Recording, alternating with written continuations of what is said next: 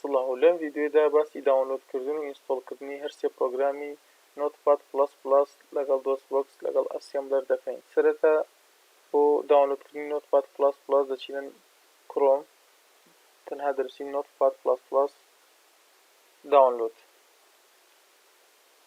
پاشان یەکەم ئەنجام کە بۆمان دێتەوە کلیکی لێ دەکەین.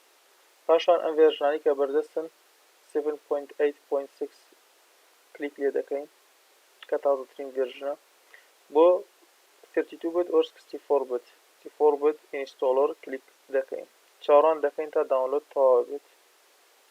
پاش داونلۆد بوون تەنها یەک کلیکی لێ دەکەین بۆ ئینستۆڵ. داونلۆد تەواو بوو، کلیکێکی لێ دەکەین بۆ ئینستۆڵی بکەین. پاشان کرتێک لە یەس دەکەین، بەڵێ دەمانێت داونلۆدی ئینستۆڵی بکەین.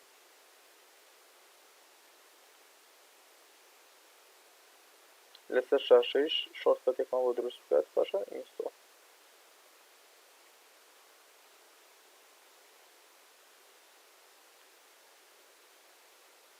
فەنیش.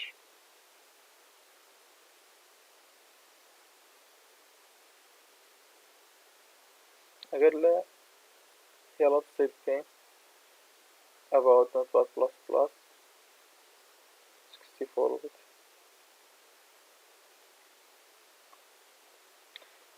پاشان بۆ بەرنامجی دۆسبۆکس جاریکردن نووسین دۆسبۆکس داونلۆد.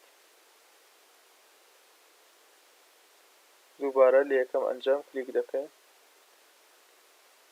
پاشان لێرە ڤێرژنێک هەڵەبژێرین بە پێی ئەو سیستەمی کە ئیشی لەسەر دەکەین. ویندۆز من هەڵەبژێرم، چاوەڕوان دەکەین هەتا ئەمە تەواو دەبێت. پاشان کرتێ لێ دەکەین، بەڵێ. پاشان نێکست ئینستۆڵ کلۆز. ئێستا تەنها ئەسێمبلەر ماوە. ئەسێمبلەر لینکەکەی لە دیسکریپشن دامان ناوە، تەنها کۆپی پەیست دەکەیت لە براوسەرەکە دایدەنیت، بەڵێ. پاشان تەنها داونلۆد دەکەی یان تەنزیل دەکەیت. داونلۆد لێرە داونلۆد دەکەین.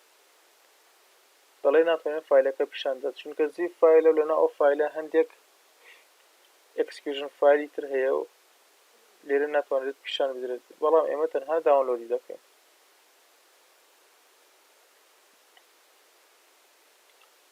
زۆر باشە. دوای داونلۆدکردن دەچینە فۆڵدەری داونلۆد. پاش داونلۆدکردنی ئەسێمبلی 8086 ئەم فایلە ئەکستراکت دەکەین. لێرە ئەکستراکت هەیە بە وینڕار یان بە ویندۆز خۆی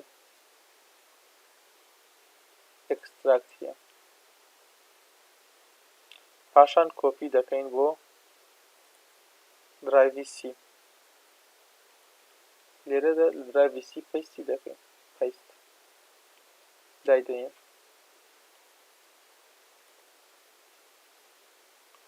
تێگاتووە لەم حەوت فایلە باینەری تو هێکس دیباگ exe2 باینەری لینک ماسم تاسم. پاش ئەکستراکتکردن و کۆپیکردنی بۆ درایڤی سی دەچینە ستارت. پاشان دۆسبۆکس هەڵدەبژێرین. پاشان کلیک لە دۆسبۆکس دەکەین. لەم شاشە دێت. لێرەدا پێویستە ئەوە بزانین هەرجار پێویستە بڕۆینە درایڤی سی بە ماونت سی ئەسێمبلی 86. پاشان change directory to drive C2 نقطە یان C کۆلۆن ئینتەر. پاشان کلێر بۆ پاکردنەوەی شاشەکە. لێرەدا قوتابیان پرسیارەکەن ئایا هەموو کە هەرجار ئەم خطواتانە دووبارە دەبنەوە، واتە ماونت C drive vc folder assembly لێرەدا قوتابیان پێویستە ئەوە بزانن بۆ ئەوەی هەموو جارێک نانووسین mount c folder assembly clear screen drive vc ئەم ئیشە دەکەین بە ئۆتۆماتیک ئەویش لە ڕێگای configuration فایلی dosbox options پاشان دەچینە کۆتا بەشی options لە auto execution دەنووسین mount cc assembly 86 پاشان c پاشان clear screen پاشان سەیڤی دەکەین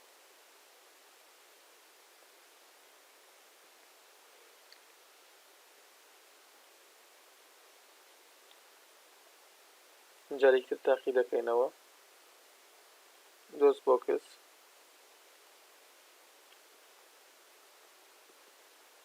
بەڵێ ئێستا لە c دەست پێکات ئەم ئەوکو لە ڤیدۆکانی پێشووترا باسمان کرد درایڤی c ڕاستی کۆمپیوتەرەکە نییە تەنها فۆڵدەری ئەسێمبلی 86 بۆ ئەوەی دڵنیا بینەوە dir دەتوانین بەکاربێنین یان تەنها دەتوانین بنووسین ماسم ئینتەر لێرە ئەمە هیچ فایلێکی ئەسێمبلیمان نییە unable to open input file assembly ئێستا ئەسێمبلەرمان هەیە دۆزبۆکسمان هەیە هەروەها نۆتپاد++ ئیشمان هەیە